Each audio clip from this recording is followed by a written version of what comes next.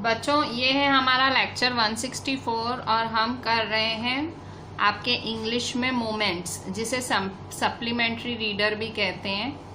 और हम उसमें कर रहे हैं चैप्टर 4, जिसका नाम है इन the kingdom of fools. Kingdom का मतलब होता है राजा द्वारा चलाया जा रहा राज्य, मतलब जहाँ पे राजा मतलब राजा का राज चलता हो, दैट इज किंगडम। फूल्स मतलब आपको पता ही है, बेवकूफ। ठीक है, सो बेवकूफों का राज्य। ऐसा माना जाता है कि भाई जो अगर बहुत ज्यादा फूल लोग हैं, कोई बहुत ज्यादा मूर्ख लोग हैं, तो वो बहुत डेंजरस होते हैं, उनको बहुत ज्यादा समझदार लोग ही कंट्रोल कर सकते हैं।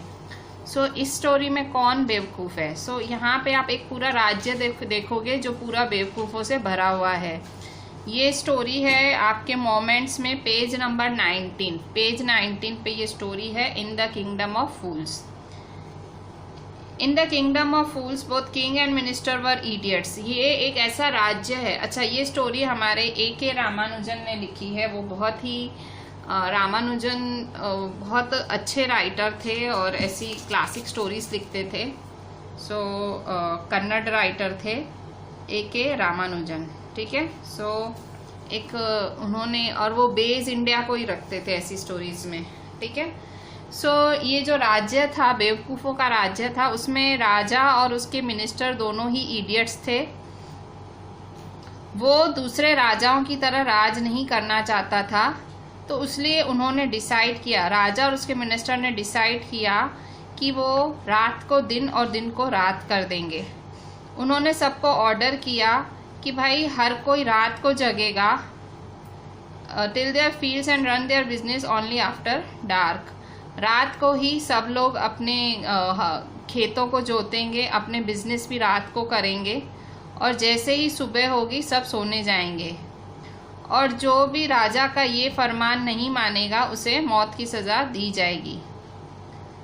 लोगों ने ऐसा ही किया क्योंकि उन्हें डेथ का डर था। अब राजा बेवकूफ़ था और राजा सबसे डिफरेंट होना चाहता था, तो डिफरेंट होने के लिए उसने अपने राज्य में बोला कि हम लोग सबसे उल्टा करेंगे, सब जो काम दिन को करते हैं हम रात को करेंगे, और जो लोग सब रात को करते हैं हम दिन को करेंगे। तो सारे जो नगरवासी थे वो भी डर के मारे मान रहे थे, क्योंकि उसने बोला था हम डेथ, भाई आपकी मौत हो जाएगी अगर हम आपको डेथ पनिशमेंट दे देंगे। जो किंग और उसके मिनिस्टर थे वो बहुत ही सक्सेस हुए, मतलब जब, क्योंकि उन्होंने डरा के रखा था लोगों को और सब कुछ उल्टा चल रहा था। एक दिन क्या हुआ, एक दिन एक गुरु और उसका डिसिपल मतलब उसका चेला, एक दिन उस मूर्खों की नगरी में एक गुरु और उसका चेला आया। बहुत ही ब्यूटीफुल सिटी थी और एकदम दोपहर थी, पर कोई भी बाहर था ही नहीं, हर कोई सो रहा था, एक चूहा तक नहीं दिख रहा था। और वहाँ पे उस गांव में लोगों ने, किसानों ने अपनी बैलों को भी सिखा दिया था कि दिन को सोना है। और ये दोनों जो पंडित और जो उसका शिष्य आया, वो दोनों हैरान हो गए कि चारों तरफ है कैसा। और वो पूरे शाम तक वहाँ घूमते रहे और शाम को सारा जो गांव है वो जाग गया और हर कोई अपना रात का काम करने लगा। वो दोनों बहुत भूखे थे। अब क्योंकि शाम का टाइम हो गया था, अब दुकानें खुली और वो खरीदने गए ग्रॉसरी। हैरान हो गए, उन्होंने देखा कि वहाँ हर चीज़ एक ही दाम पे बिक रही है, अ सिंगल डुडू। Where they bought a measure of rice और a bunch of banana the cost a डुडू। मतलब वहाँ, मतलब पैसे का, करेंसी का कॉस्ट है ये, वहाँ पे करेंसी है Dudu.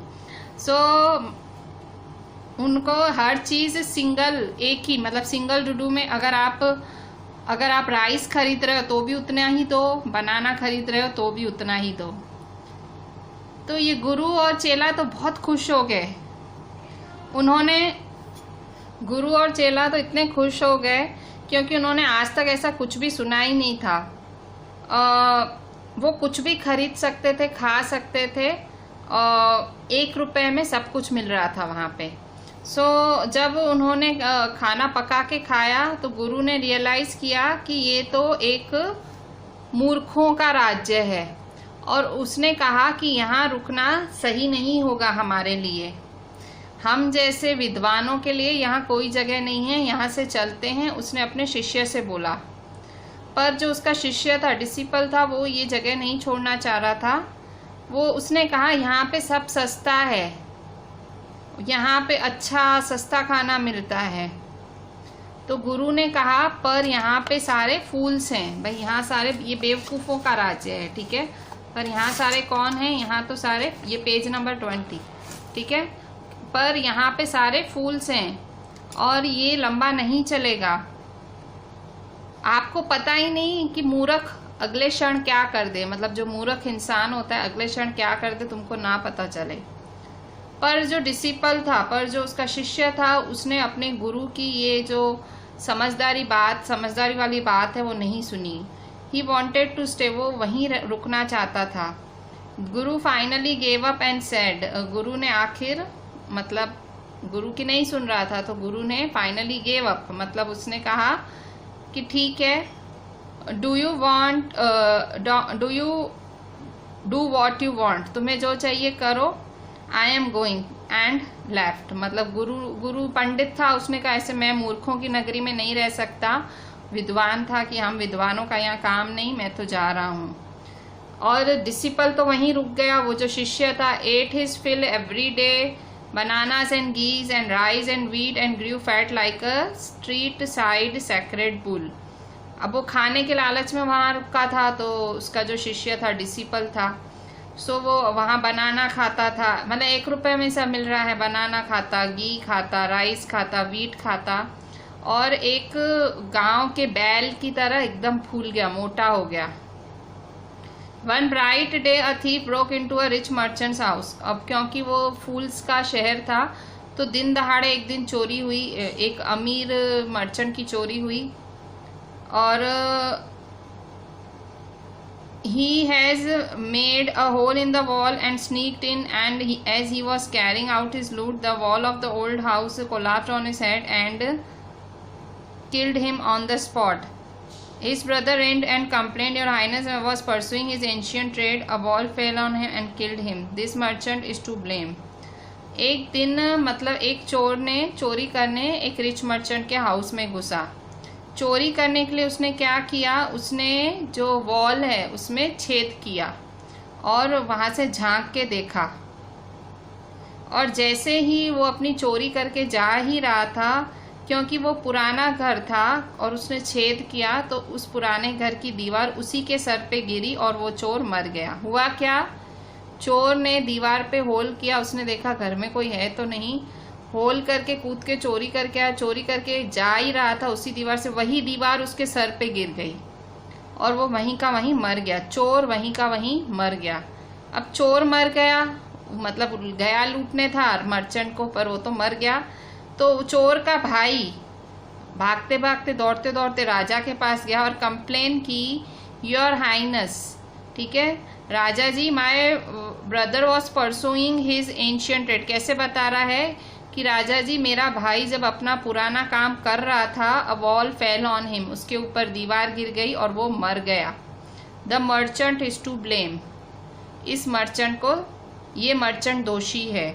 He should have built a good strong wall. You must punish the wrongdoer and compensate the family for this injustice. राजा को क्या बोलता है कि ये मर्चेंट की गलती है, मेरा भाई मर गया, इस मर्चेंट को एक मजबूत दीवार बनानी थी, और आप जिसने ये गलत काम किया है, मर्चेंट ने, भाई मर्चेंट ने कच्ची दीवार बनाई और इसकी वजह से मेरा भाई मरा है, तो आप हमारी जो फैमिली है उसको जस्टिस दो और आप हमारी फैमिली को कंपनसेट भी करो। कंपनसेट मतलब भाई भरण पोषण भी दो, भाई वो चोरी करके हमारा घर पालता था। King said, justice will be done, don't worry, and at once summon the owner of the house. तो किंग ने कहा चिंता नहीं करो, न्याय मिलेगा, ज़रूर मिलेगा। और उसने वो जो ओनर था उस घर का, जो मर्चेंट था जिसके घर चोरी होनी थी, उस मर्चेंट को बुलवाया।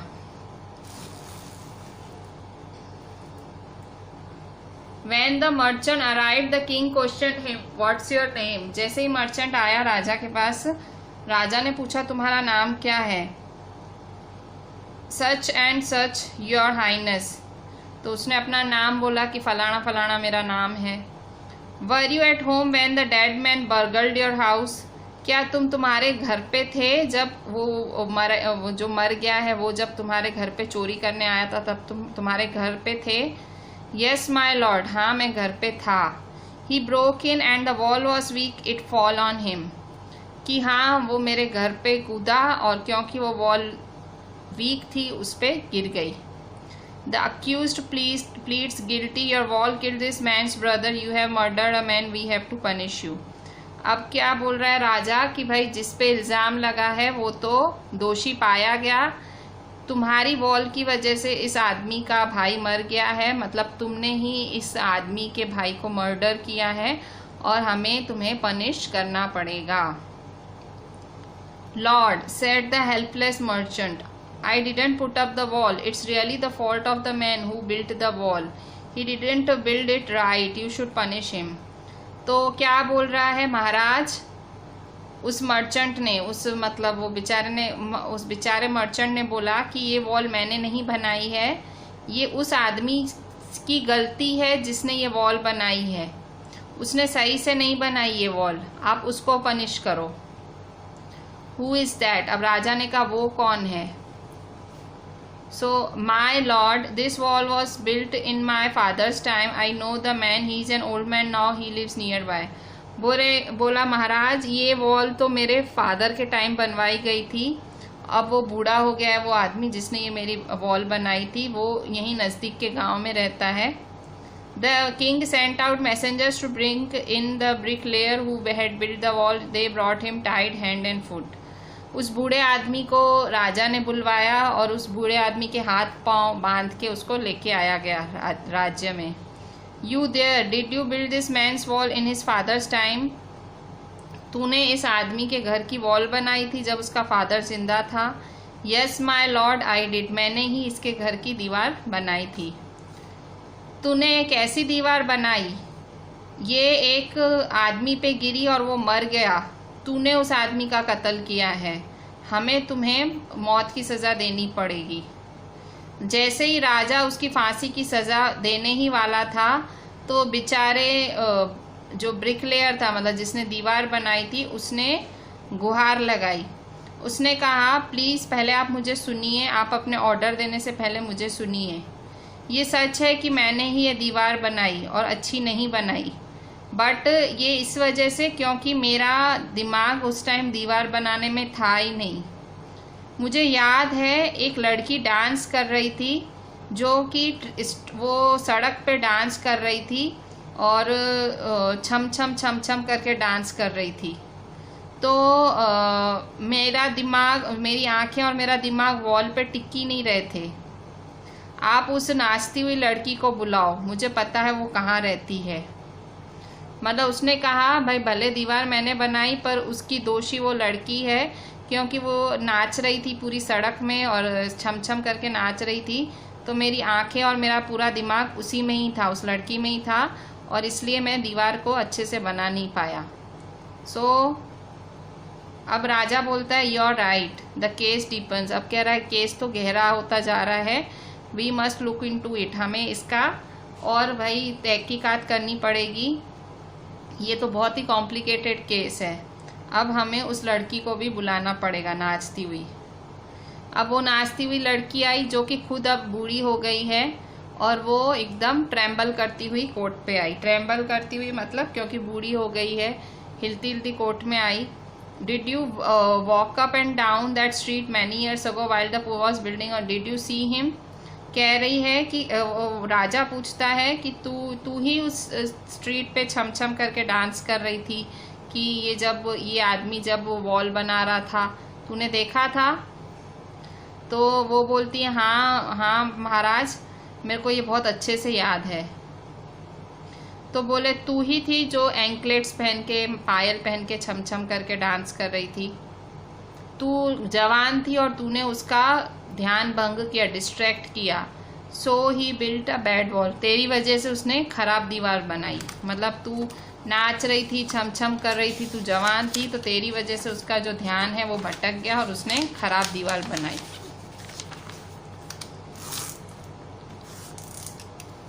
It has fallen on a poor burglar, बोले ये दीवार अब एक बेचारे चोर पे जाके गिरी और वो मर गया। You have killed an innocent man, तुमने एक निर्दोष आदमी को मार डाला, तुम पनिश की जा रही हो। मतलब उसने कहा कि तुम्हारे छम छम करने की वजह से तो इसका मन भटका और इसका मन भटका, तो ये जो वॉल है वो उसने खराब बनाई, वो उस पर गिरी, तो तुम गिल्टी हो। She thought for a minute and said my lord wait, उसने 1 मिनट सोचा उस औरत ने और कहा कि महाराज रुको। I know now why I was walking up and down that street, बोले अब मुझे याद आया उस स्ट्रीट पे, उस सड़क पे मैं आजा क्यों कर रही थी, छम छम क्यों कर रही थी। I had given some gold to the goldsmith to make some jewellery for me, बोले मैंने सोनारे को मेरे लिए एक सोने की ज्वेलरी बनाने दी थी। He was a lazy scoundrel, वो गाली देते हुए बोल रही है वो बहुत लेजी था। He made so many excuses and he would give it now and he would give it then and now so on all day, बोले पूरा दिन वो ऐसे ही बोल रहा था कि मैं अभी बनाता हूँ तभी बनाता हूँ, अभी बनाता हूँ तभी बनाता हूँ।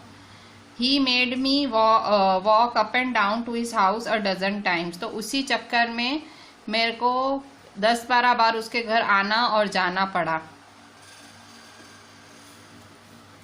और तभी इस दीवार बनाने वाले ने मुझे देखा।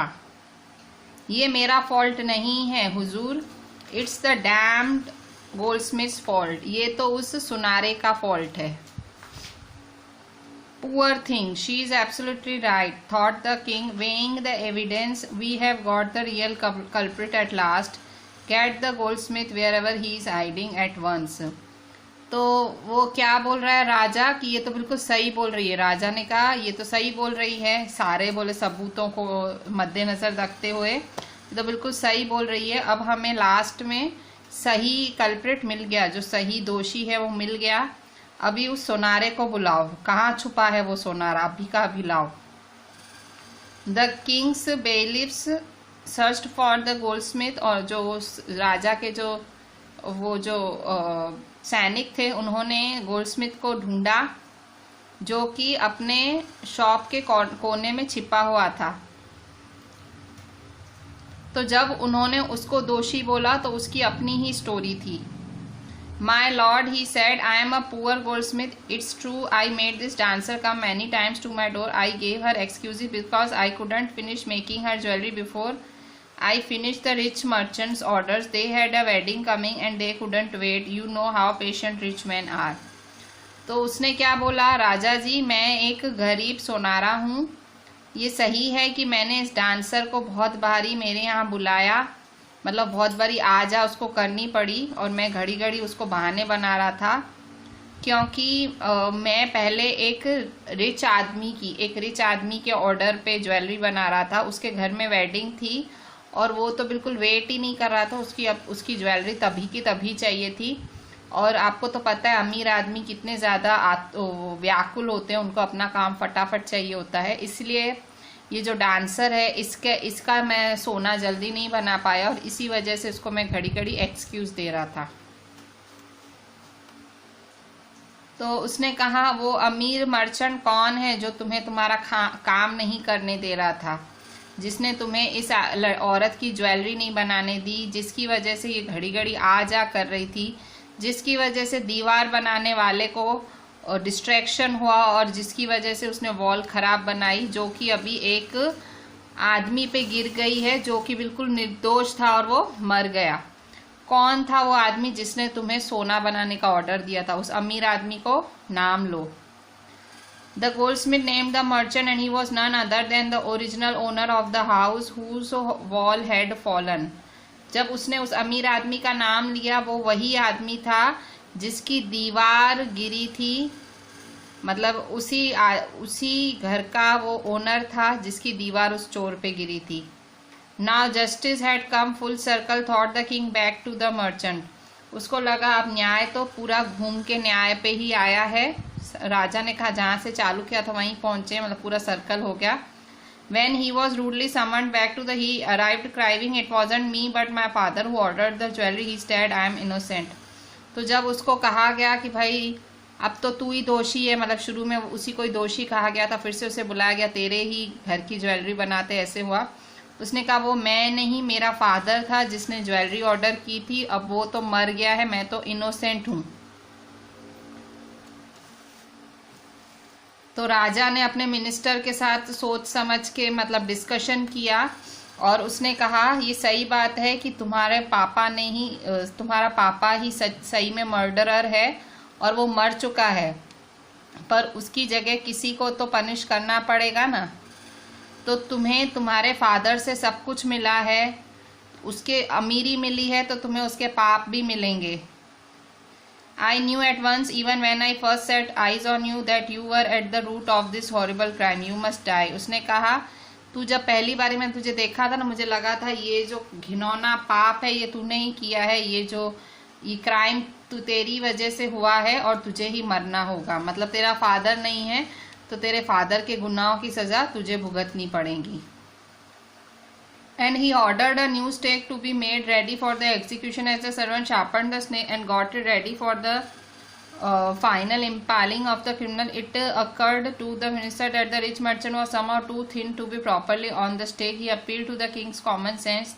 The king too worried about it. फिर राजा ने ऑर्डर किया कि एक नया फांसी का फंदा तैयार किया जाए इसको फांसी लगाने के लिए। तो जब सारे नौकर उसके लिए फांसी का फंदा तैयार कर रहे थे ताकि उसको जो वो मर्चेंट है उसको लटका दिया जाए, तो मिनिस्टर ने कहा कि भाई ये जो मर्चेंट है ये तो बहुत पतला है, तो ये फांसी का फंदा उसे फिट नहीं होगा। और उसने किंग को बोला कि अब क्या किया जाए। तो किंग अब सोच में पड़ गया, अब हम क्या करें। He said, when suddenly it struck him that all they needed to was to find a man fat enough to fit the stake. अब उन्होंने कहा अभी हमें एक इतना मोटा आदमी ढूंढना है कि जो इस फंदे में फिट आए। The servants were immediately all over the town looking for a man who would fit the stake. अब वो जो नौकर थे राजा के सबको भेज दिया गया नगर में, वो उस फंदे में जिसका गला फिट आया वैसा आदमी पकड़ के लाए।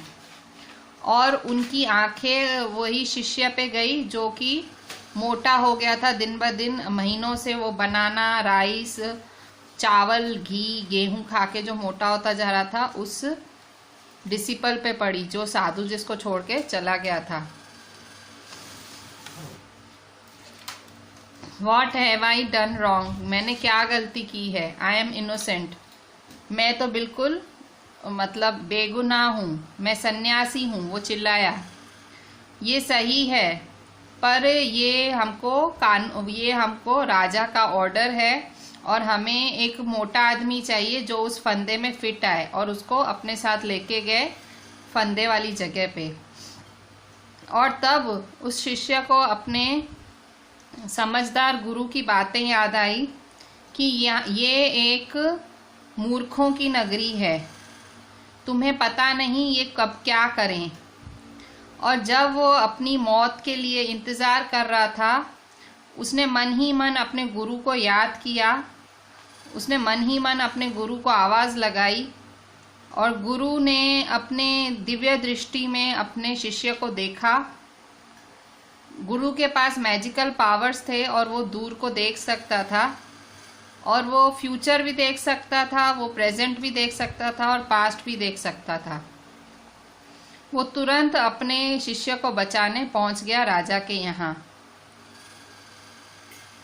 और आज वो आज उसने अपने उस शिष्य के पास पहुंच गया कि जिसने खाने की लालच में खुद को आज यहाँ पहुंचा लिया था। जैसे ही वो वहां पहुंचा, उसने आते ही पहले तो अपने शिष्य को डांटा और कहा, उसको फुसफुस की कुछ कान में।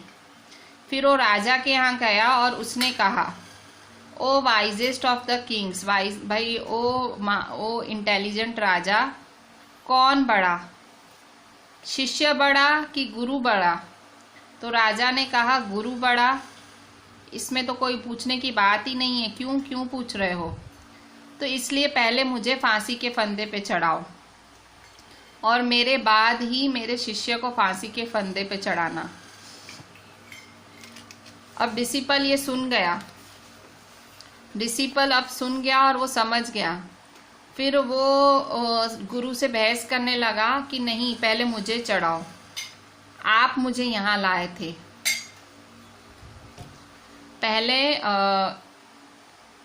You brought me here first. भाई राजा, आप पहले मुझे यहाँ लाए थे, इसलिए आप मुझे पहले फांसी के फंदे पे चढ़ाओ, इसको नहीं।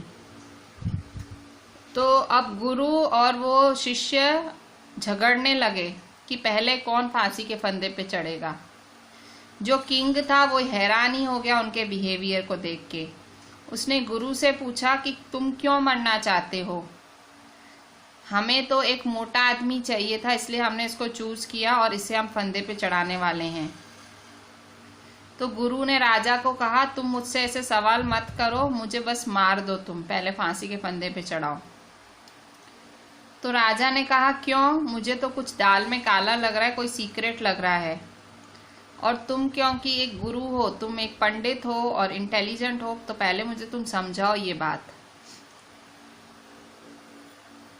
तो वो बोल रहा है, क्या तुम मुझे प्रॉमिस कर सकते हो कि अगर मैं तुम्हें सारी बात बता दूं तो तुम मुझे फांसी के फंदे पे चढ़ा दोगे? गुरु ने ऐसा राजा को कहा। तो किंग ने उसको हाँ बोला, उसने उसको वचन दिया। सोलोमन वर्ड मतलब वचन दिया कि तुम मुझे बताएगा कि तुझे क्यों मरना है, तो मैं तुझे चढ़ा दूंगा फांसी के फंदे पे। तो गुरु उस राजा को साइड में लेके गया ताकि उसके जो सर्वेंट हैं वो भी ना सुन पाए, और उसने उसको कान में बोला, आपको पता है कि हम दोनों क्यों मरना चाह रहे हैं? दोनों क्यों मरना चाह रहे हैं? हम लोग पूरी दुनिया घूमे हैं, पर हमें कभी भी कोई ऐसी सिटी नहीं मिली जहाँ पे आप जैसा राजा हो। तो वो जो फांसी का फंदा है, वो फांसी का फंदा नहीं, वो तो भगवान का न्याय है, वो नया है। It has never had a criminal on it. उस फांसी के फंदे पे कभी कोई क्रिमिनल चढ़ा ही नहीं है। जो भी उस पे पहले चढ़ेगा वो इस देश का राजा बन के पैदा होगा, और जो उस पे दूसरा नंबर चढ़ेगा वो इस देश का मिनिस्टर बन के पैदा होगा। और हम इस साधु वाली लाइफ से बहुत परेशान हो गए हैं, तो हम एक किंग और मिनिस्टर के तौर पे जीना चाहते हैं। और उसने राजा को बोला, आपने प्रॉमिस किया था, अपना प्रॉमिस आप पूरा करो और हमें मार दो, पर पहले मेरे को चढ़ाना फांसी के फंदे पे, क्योंकि अगर मैं पहले मरूंगा तो मैं पहले राजा के तौर पे जन्म लूंगा और फिर ये मरेगा तो ये मिनिस्टर के तौर पे जन्म लेगा। अब राजा बहुत ही गहरी सोच में पड़ गया और उसको अपना राज्य खोना नहीं था, मतलब अपनी लाइफ के बाद भी उसको अपना राज्य खोना नहीं था, उसे टाइम चाहिए था। और उसने कहा कि ये फांसी रोक दी जाए दूसरे दिन तक, और वो अपने मिनिस्टर से बात करता रहा। तो उसने अपने मिनिस्टर को कहा कि हम हमारा राज्य दूसरे जन्म में किसी और को नहीं दे सकते, चलो हम दोनों ही फांसी के फंदे पे चले जाते हैं और फिर दूसरे जन्म में भी हम राजा और मिनिस्टर फिर से बनेंगे। और जो होली मैन होते हैं, जो मतलब पवित्र आदमी होते हैं, वो तो कभी झूठ थोड़ा नहीं बोलते हैं। ये ब्राह्मण है, ब्राह्मण थोड़ा नहीं झूठ बोलेगा।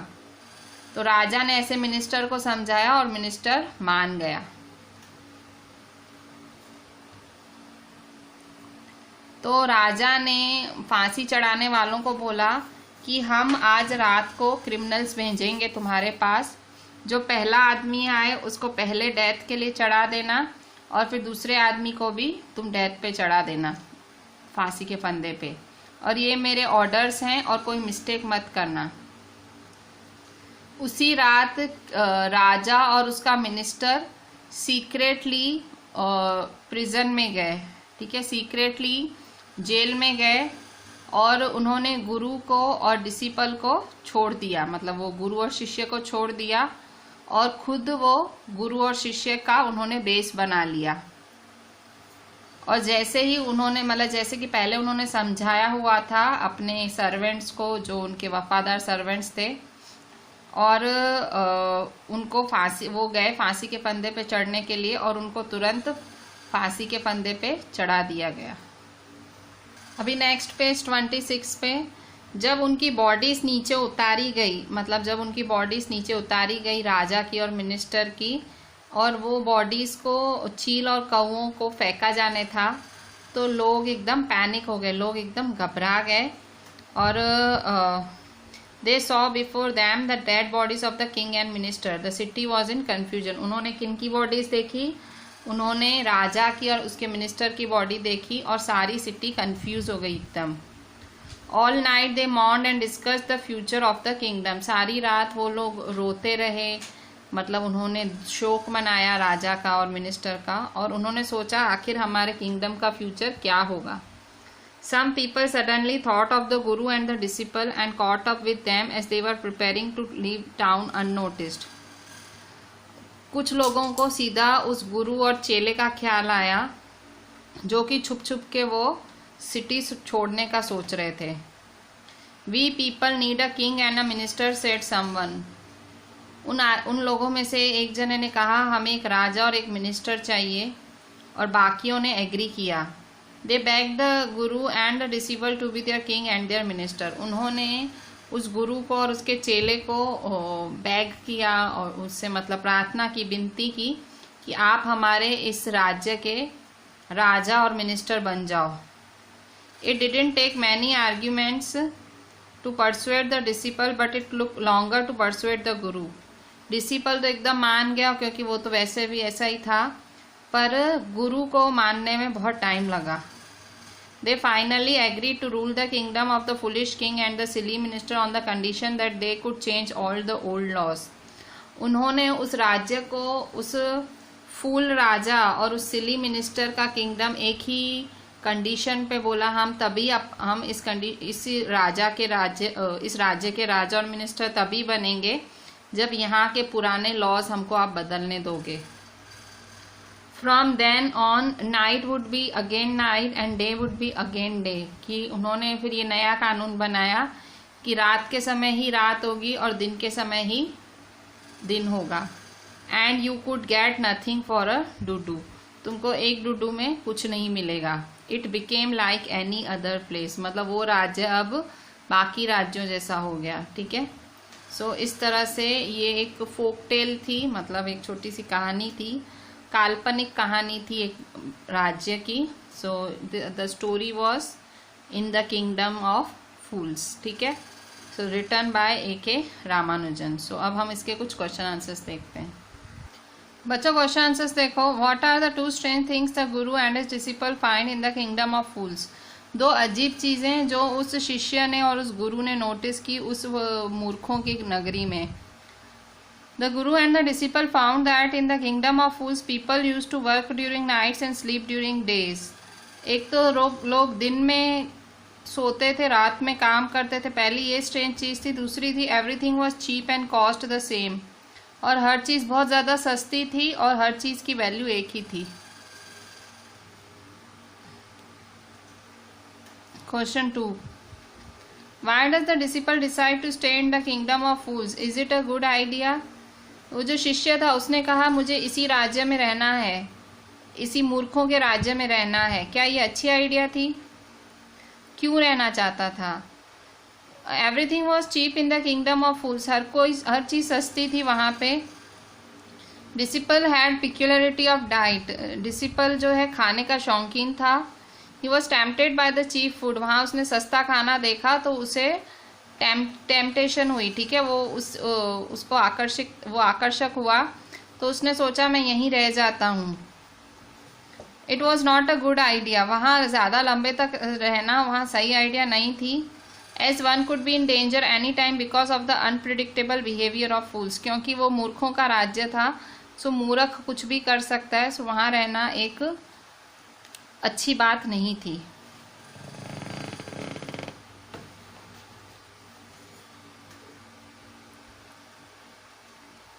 Question 3, name all the people who are tried in the king's court and give the reason for the trial. उन सब लोगों का नाम लिखो जिनको राजा के दरबार में बुलाया गया और राजा ने किन किन बेसिस पे उनको बुलाया। The owner of the house that is the merchant, किस किस को बुलाया गया? पहले तो मर्चेंट को, फिर ब्रिक लेयर को जिसने दीवार बनाई, डांसिंग गर्ल उसको बुलाया गया, गोल्ड स्मिथ मतलब सुनारे को बुलाया गया। They all were tried because the thief died when the wall of merchant house had collapsed.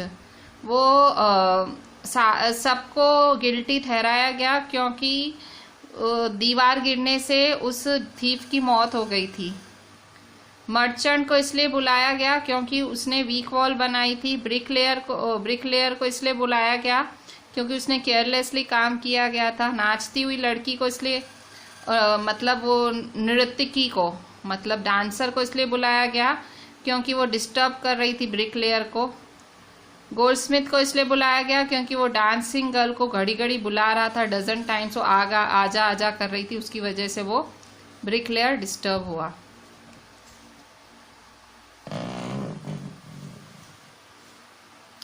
Who is the real culprit according to the king? Why does he escape punishment? King के हिसाब से कौन सही में culprit है और क्यों वो पनिशमेंट से बच गया? The merchant's dead father was held responsible for making the wall weak. वो दीवार बनाने के लिए, वो वीक दीवार बनाने के लिए मर्चेंट के मरे हुए फादर को रिस्पॉन्सिबल ठहराया गया। पर किंग के हिसाब से वो जो अमीर मर्चेंट था वो ही सबसे ज़्यादा बड़ा रियल कल्प्रिट था क्योंकि उसने अपने पिता के रिचेस लिए हैं तो उसके सिंस भी लिए हैं और वो उस पनिशमेंट से इसलिए बच गया क्योंकि वो बहुत ज़्यादा पतला था और वो फंदे में फिट नहीं आ रहा था। What are the Guru's words of wisdom when the disciple remember them? गुरु के कौन से वर्ड्स उस शिष्य को याद आ रहे थे? Guru was full of wisdom and knew well that the unpredictable behavior of the fools could create danger any time. जो गुरु था वो पूरा चतुराई से भरा हुआ था और उसको पता था कि जो फूल्स का जो बिहेवियर था किसी भी टाइम उसके लिए डेंजर कर सकता है। जो गुरु के शब्द थे वो थे कि ये सारे फूल्स की नगरी है और ये लंबी नहीं टिकेगी और आप बोल नहीं सकते हो कि वो आपके साथ क्या कर जाएं। डिसिपल को, शिष्य को ये चीज़ें याद आई जब उसे अरेस्ट किया गया किंग द्वारा। क्यों अरेस्ट किया गया? क्योंकि वो फिट हो रहा था उस फंदे में। It was because of the guru's words of wisdom that the execution was postponed. और यही उस गुरु के शब्द थे जिसकी वजह से वो एग्जीक्यूशन को पोस्टपोन किया गया। मतलब एग्जीक्यूशन मतलब गुरु उसको कैसे काम आया जब वो एग्जीक्यूशन पोस्टपोन किया गया। Last question, how does guru manage to save his disciple's life? गुरु ने किस तरह से अपने शिष्य की लाइफ बचाई? The guru arrived on time to save his disciple and created a drama. गुरु बिल्कुल टाइम पे आ गया अपने शिष्य को बचाने के लिए और वहाँ के ड्रामा क्रिएट किया। He told the king that it was not an ordinary stake and whoever went to the stake first would become the king in next time. उसने राजा को बोला कि ये फंदा कोई आम फंदा नहीं है, जो भी इस फंदे पे पहले चढ़ेगा वो अपने आगे जन्म में, आते जन्म में राजा बनेगा। The second to die would become his minister, और जो दूसरा मरेगा वो मिनिस्टर बनेगा। The king wanted to avail himself on the opportunity, और राजा चाहता था कि वही दूसरे जन्म में भी राजा बने, मतलब वो ये मौका खोना नहीं चाहता था। The guru and his disciple were released, गुरु को और उसके शिष्य को छोड़ दिया गया। Thus the guru manage to save his disciple's life, और इसी तरह से गुरु ने अपने शिष्य की लाइफ बचाई उस राजा से। सो ये स्टोरी थी इन द किंगडम ऑफ फूल्स, और इस स्टोरी में आपने देखा कि जो फुलिश लोग होते हैं उनकी कंपनी अच्छी नहीं होती है, कभी भी वो आपके लिए आफत बन सकते हैं। गुरु की इंटेलिजेंस थी कि वो शिष्य बच गया, पर अगर गुरु नहीं होता तो शिष्य फांसी के फंदे पे चढ़ ही जाता। गुरु ऑन टाइम आ गया, उसने नया ड्रामा क्रिएट किया और थैंक्स टू गुरुज ड्रामा की पूरा राज्य ऐसे बेवकूफ़ राजा और ऐसे फुलिश मिनिस्टर से बच गया। ठीक है, अगर गुरु नहीं होता तो वो राज्य हमेशा किंगडम ऑफ फूल्स ही रहता। ठीक है, सो एक अच्छा गुरु लाइफ में होना भी बहुत ज़्यादा ज़रूरी है। So this was the story by A.K. Ramanujan. This was their story of moments. आपके सप्लीमेंट्री रीडर की एक स्टोरी थी। So very interesting story, just read it properly, you will enjoy. और ये जो 6 क्वेश्चंस मैंने अभी आपको पढ़ा है, just write them in your notebook and WhatsApp me. Thank you.